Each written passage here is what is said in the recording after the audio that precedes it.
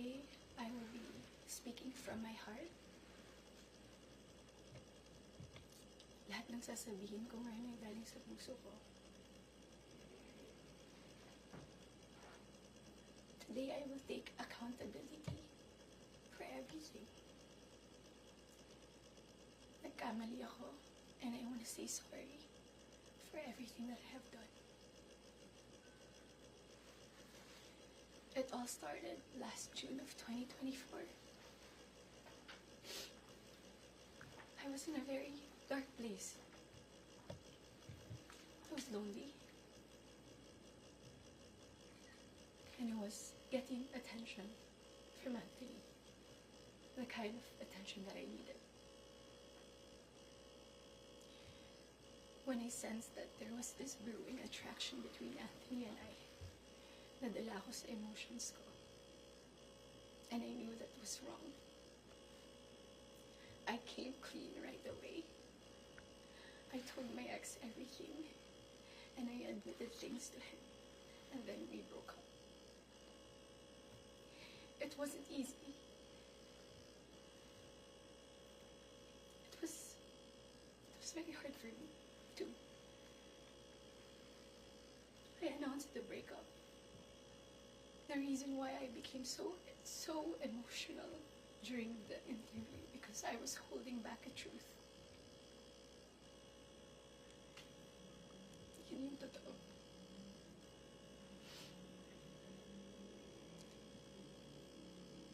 I wasn't really able to simmer down. I wasn't able to reflect on what had happened. I was working every day for days straight, weeks straight, months straight. Bago nagsimula yung mga daming trabaho namin, I told Anthony that I broke up with my ex. And he also said the same thing.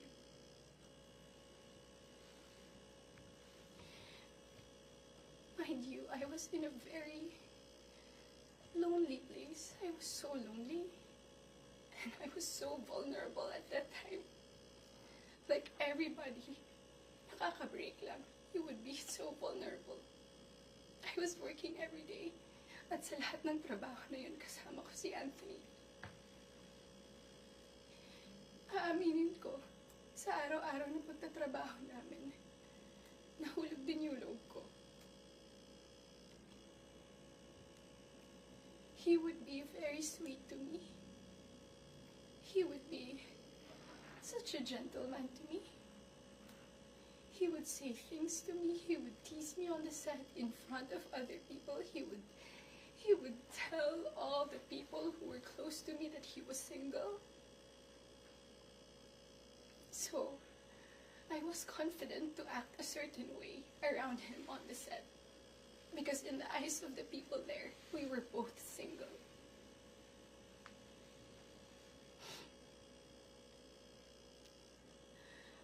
Araw-araw kami nagtatrabaho, and September came. We went to Italy for our shoot sa teleserye namin na Ctto. And doon nag-start na naging deep yung pagkakilala namin sa isa't isa. I really fell. Nung pauwi na kami ng Italy, it was my birthday. And we were stuck at the airport the whole day. He would say things to me that are sweet. He would say promises. We would tell promises to each other. And then nung pauwi na ng Italy, I felt so happy that I had to post something on my IG story just to appreciate him during that day. And then pagka-uwi ko, I think that the next 2 days, I saw a post or reposts ni Jam on TikTok. Nakita ko lahat yun. And at that time, yung time frame na yun, nasa screenshots din na nangamusta ako. I said, kamusta si Jam? Nangamusta ako kay Jam. It wasn't because dahil alam ko na sila pa. Dahil alam ko na she was going through something and Anthony had to take care of her. But at that time, nagtatrabaho pa rin kami and he would still be the same way to me. I would ask him, God knows I asked him, nagkabalikan ba kayo? He said no. Do you still love her? He said no. He would say things na ako yung gusto niya and all. I really asked him so many times. And then the first wave of bashing on TikTok. Masakit yun para sa akin. I asked him, when are you gonna release a statement na wala na kayo? When? Because in the eyes of the public, you are taken. But I know that you're not. And you would be very sweet to me. When are you gonna release a statement? He would tell me he was waiting for the right moment. I didn't want to be pushy. I didn't want to aggravate things. So I waited and kept quiet. Because it wasn't my story to tell anyway. I kept quiet. October passed. We were working still every day. And then Halloween. It was the very first night we went out na medyo sweet kami sa isa't isa. The next day, Cham posted on her Instagram story. There were no names mentioned. There were no names. But people were insinuating that it was Anthony and I. So the waves of bashing came again. I asked him again, when are you gonna release a statement? God knows how many times I begged for a statement. I begged him to fix this because I was so tired of getting bashed. He said, wait, he's waiting for the right moment. I waited. I still kept quiet. I really wanted to speak up, but it wasn't my story, and I would look really pathetic. Days went by. The press con of Incognito happened. He released a statement. To me, it was too late, because at that time, I was slowly distancing myself from him romantically. The infatuation and the attraction died. But thank you for the statement. I thought everything was in the clear. I thought everything was gonna be okay. Ilang days nung lumipas. The screenshots.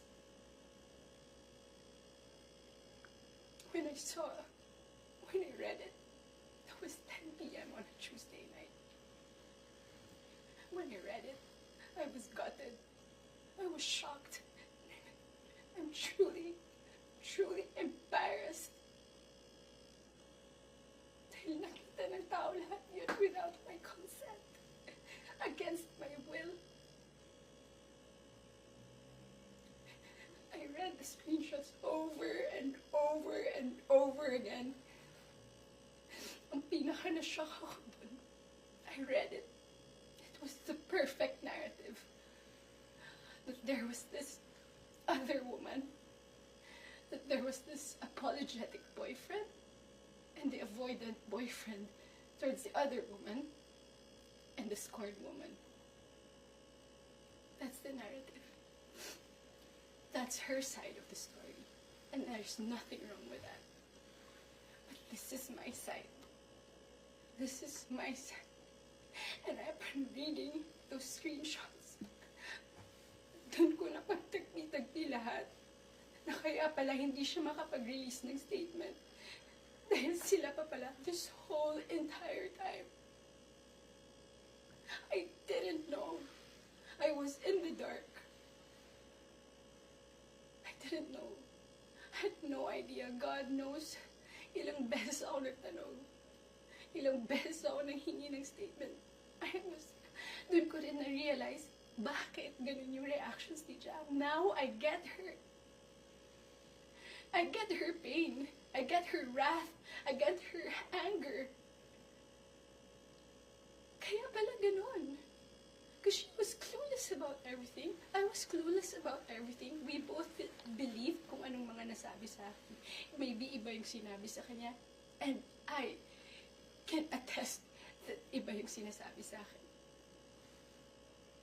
That's my side of the story. I have so many things to say.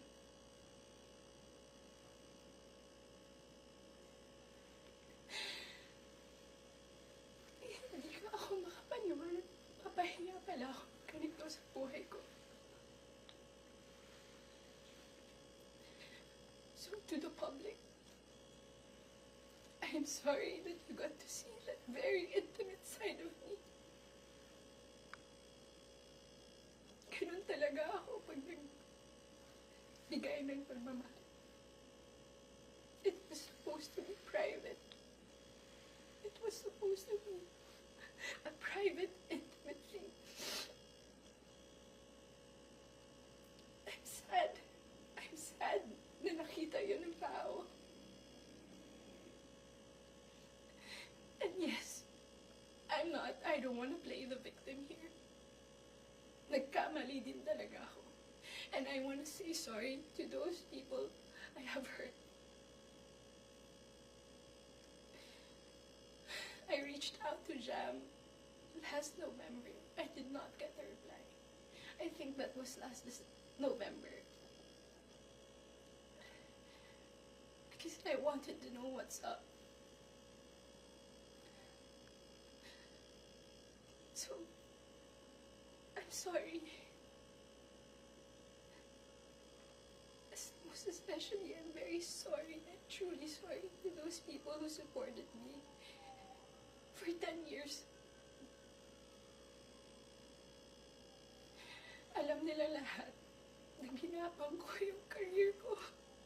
Mapunta lang sa kung saan ko gusto. Ginawa ko lahat. Pinaghirapan ko lahat sa tulong nila. Nagagawa ko yung mga gusto. I don't know where I'm gonna go. I don't know saan ako papunta. Yung dignidad ko, hindi ko na mahanap. Whenever I go out, whenever I walk, I feel like I'm a naked woman walking. Alam mo nang gagawin ko. I'm so embarrassed. And I'm sorry that you get to see that.